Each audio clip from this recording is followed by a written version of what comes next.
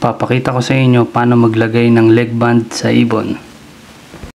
Ganito yung singsing ko para sa kanila. Dumbbell type siya, 5mm yung size. Unahin natin itong medyo malaki na. Hawakan nyo sila ng ganito para hindi kayo matuka. Pag wild, ito hindi naman wild. So uunahin yung ilusot dun sa singsing yung tatlong daliri sa harapan. Ito, yan. Yung nag-iisa na yan na nasa likod, huli yan. So, lusot natin yung unang tatlong daliri. Yan, medyo malaki na to, kaya medyo masikip na siya ng konti. Pero kaya pa, basta 5mm yung size.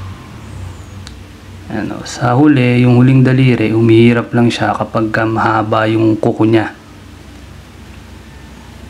Ayan, lusot na. So, sa una, maninibago yan sila, tutuka-tukain nila.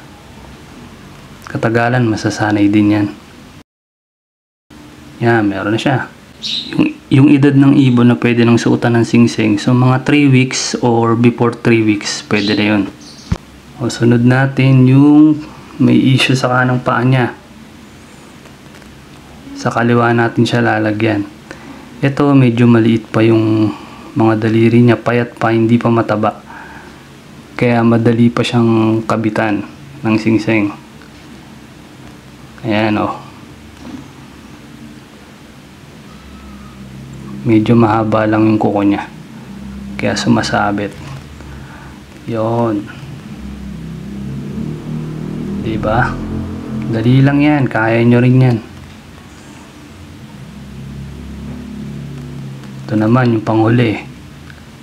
Yung bunso. Sa kanan naman natin siya lalagyan.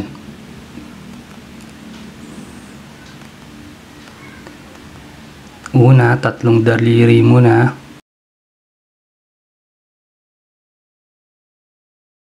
Ito kasi maliit pa, kaya medyo madali talagang isuot kapag maliit pa. Yan, meron na siyang singsing. Okay, yun lang.